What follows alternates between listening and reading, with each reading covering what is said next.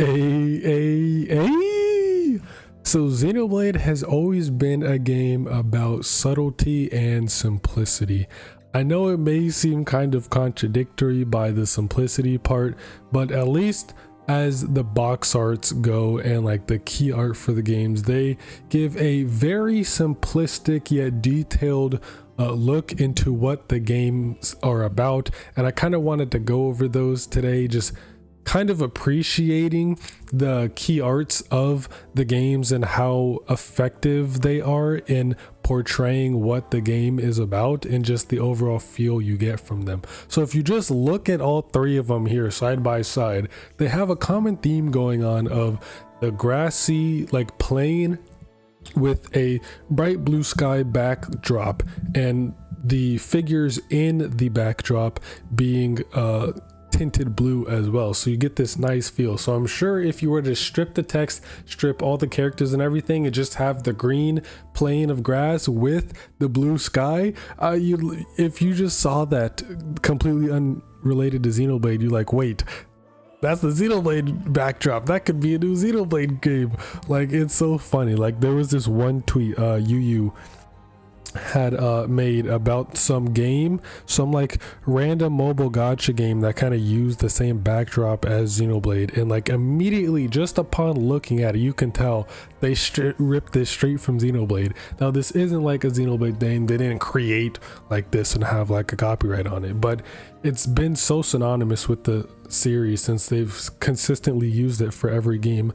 Even X, to a certain extent, it still has kind of like the same feel to it, but at least for like the games individually you can kind of get a sense of what each is about, and just you could gather so much, extrapolate so much just from this very simplistic design. Like here in Xenoblade 1, before I go with each game, actually, here's like a common theme throughout all of them. I already mentioned the grass and the sky, but each of them convey the red sword, the iconic red sword for each game, and just the right amount of things happening to kind of like convey the importance. In Xenoblade 1 over here, we just have the Monado, no Shulk, no other characters or anything, just a Monado just stuck in the plane with like a Mechon scrap next to it. You can kind of extrapolate from that, okay, the Monado is the most important part of the game. Like that's kind of the reason why Shulk is going on his adventure. Like, yeah, he wants to get revenge on Metalface for killing Fiora, but the Monado is what makes that happen. And like the scrap here, the Mechon scrap here, lets us know that we will be fighting a lot of Mechon throughout the game. And the main centerpiece of it all in the very middle is the Mechonis, which is letting us know, okay, that is the end game, that is the end goal of the game, is to reach the Mechonis. And that's basically what it is. The entire most of the game is a lead up to eventually getting to the Mechonis and having the big plot twist happen, and that's congruent across all three of the main Xenoblade like splash arts, I guess. With Xenoblade 2 now we also have the red sword, but it's just Rex and Pyra here. The rest of the party doesn't necessarily matter that much. The main I guess theme of the game is Rex promising to take Pyra to Elysium, and that's exactly what it's showing here. So really Rex and Pyra are like the two most important characters, and in the backdrop we have Araya in front of the World Tree. And just like the Mechonis in Xenoblade 1, in Xenoblade 2 the World Tree is the end goal. Most of the game is the lead up to and eventually getting to the World Tree.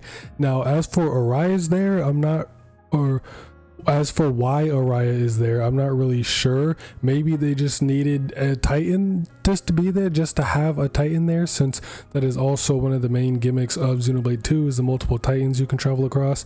And I guess Araya is just the most visually pleasing, I guess, at least for something like this. So just like Xenoblade 1 with the Monado there as like the main focus of the story, and the story focusing on making your way to the Mechonis. Just like Xenoblade 2, Rex and Pyra are there as the most important parts of the story, making their way to Elysium at the top of the world tree. And then Xenoblade 3 here, we have the entire party because all of them are important, and you can see Noah holding his iconic red sword to keep it congruent. And the entire party is here because every single one of those 6 characters are all important because of Ouroboros. So that's the whole thing.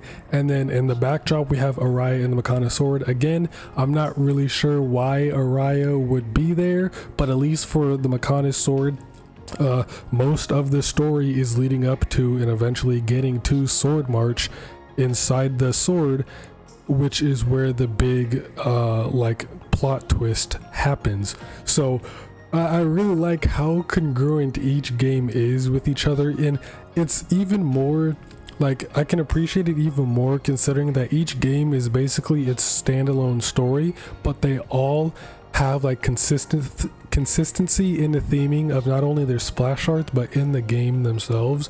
Like they're all indirectly connected, but they all still have like a similar theme in the splash art, and you can tell it is a Xenoblade game. Like you can just remove the characters, remove the title, and you could tell, yeah, that is a Xenoblade background. So it's really cool how just subtle and like how subtle and efficient they all like flow together. It's so cool. And now that I'm thinking about it, I can kind of understand why Araya is there. Of all Titans, why Araya was the one that was chosen, because that's also where another kind of plot twist happens. So to kind of explain all 3 of them real quick, spoiler warning right here, there wasn't really any spoilers up until now, so if you haven't played any of the 3 games, then skip this part or just click off the video. But Xenoblade 1, the big plot twist in the Mechonis is when after we fight Egil, Shulk and Egil are basically like making up, and then what's his name, Dixon, shoots and kills Shulk, and then here comes Zanza, and the big plot twist, like, oh, Zanza was residing inside Shulk the whole time, Dixon had betrayed us, the Monado, all of that. So I'm not sure why I mentioned the Monado, but Zanza was residing in Shulk the whole time as his vessel, and then shit gets real. And then Xenoblade 2, the World Tree, obviously we realize that Elysium isn't what Pyra had envisioned at the beginning of the game, and we meet Klaus and learn about everything about the world and why it is the way it is and how everything came to be. But the plot twist in Araya is when Mithra first awakens. We get our first glimpse at Mithra, which is a very important part of the story, since Mithra does play a huge part. Like, even though all the promotional material in the beginning of the game leads you to believe like it's Pyra, everything's about Pyra, Pyra is, you know, like an alternate version that Mithra created of herself. So Mithra is just as important as Pyra is, if not more important. And then for Xenoblade 3, nothing really happens in Araya. I mean, the closest thing I can think of for Araya in Xenoblade 3 is that the Agnian party members get their Ouroboros forms, because we had already gotten the Ouroboros forms early in the game, but just for the Kevis characters. But after we go through the Orion mines and end up in the Great Kote Falls right before Colony Lambda, the Agnian party members get their Ouroboros forms. But other than that, that's really it. Nothing really happens in Araya itself. It's kind of just like a little dungeon we go through. So I'm not really sure why Araya is there. I guess just for the consistency with Xenoblade 2's splash art. But again, Sword March, the big plot twist happens that, oh, you know, people are living in a city that are not bound to the flame clocks. They don't have the 10-year term, and they actually have babies, where the characters, the party learns about birth for the first time, like what the hell a child is and how babies are made. So just kind of wanted to explain that just for the fuck of it. And now Xenoblade X, this one is kind of, it's its own thing. This one's like hard to kind of like fit in with the main trilogy, not only in like lore wise, but with the splash art too. Xenoblade X is more of like its own spin-off kind of thing. So understandably it wouldn't have the same like theming in the splash art as the other 3 games, but it kind of, holds a similar structure. We have like the title along with like the green grass, we can barely see it here with the little cliff, and then the blue backdrop and showing the most important features here, which we have the party with Lynn, Elma, and Cross. All three are important to the story, as obviously Cross is the playable character. Elma is kind of like the catalyst and why Xenoblade X as a whole has even happened, because without Elma, Xenoblade X would have never happened.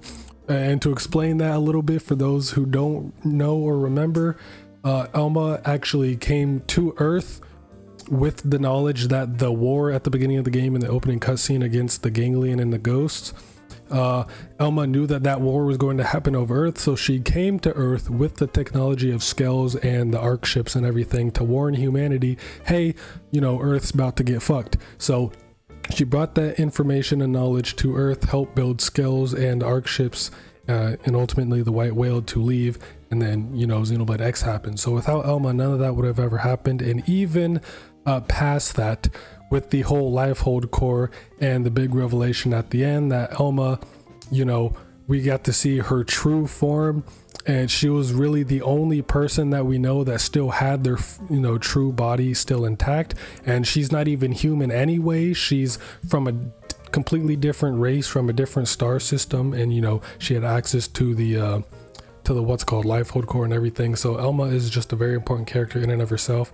And then Lynn is important because she's the one who developed the Skell flight module. So without her, we likely wouldn't have the Skell flight module, since she's kind of just like a child genius. Her parents, as from what I remember, her parents were working on the Scout flight module, and I think Skells in general, and then she's the one who actually finished the Scout flight module.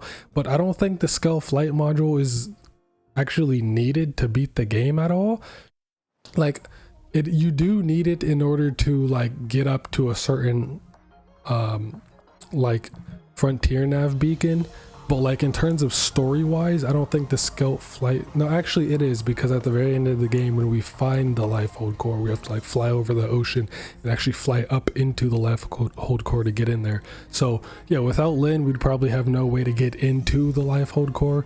And then obviously the thing taking up half the screen is the Skell right there, is like the biggest part of the splash art, and that's kind of the main gimmick of Xenoblade X, is like the Skells and the exploration with the Skells and the Skell flight module. So Skells play a very big important role in this game. So and the backdrop is of NLA, and that's the main hub of the game and the party, and where, you know, the headquarters for Blade are at and everything is at. So NLA is kind of like the most important part, even though having the Lifehold core there would also make a lot of thematic sense for the game, but that would kind of be spoilers, and it wouldn't really make a whole lot of sense to people until they got a decent ways into the game. So having NLA there instead is a good thing, since that will be where you'll be spending most of your time, at least early game, at. But yeah, that's kind of really about it. I just kind of wanted to talk about like the consistency and subtlety of each of the splash arts, since I don't think people appreciate them enough. I don't think I've ever seen not one person ever speak about the splash arts and just how subtle they are, and just how effective they are in like portraying the game. It's really nice. It's like the small details like that. Xenoblade and just Xeno in general has always been about subtlety. Like a lot of big details within the lore, you kind of just have to dig and interpret and find out for yourself. There's not a lot of big like moments where they'll just outright tell you. Takahashi likes to make you think, like use your critical thinking skills to figure some things out, and that's what I like about the Xeno series. Very philosophical. It's just like Nia, like Mio is Nia's daughter. It was never explicitly stated in the game, but you know, we gathered enough information and there's like enough kind of evidence to support it. It's all but confirmed at this point. So like we know that Mio is Nia's daughter, even though it was never explicitly stated. Another example is Ontos, Alvis being Ontos. Like, yeah, we basically knew that, and we were just kind of waiting for it to be confirmed, and then it was confirmed in future redeems. So like a lot of details that are just subtly put in there for us to figure out and aren't quite told to us. So I really like that about the Xeno series. But yeah, that's about it. See you next mission to play some goddamn Xenoblade.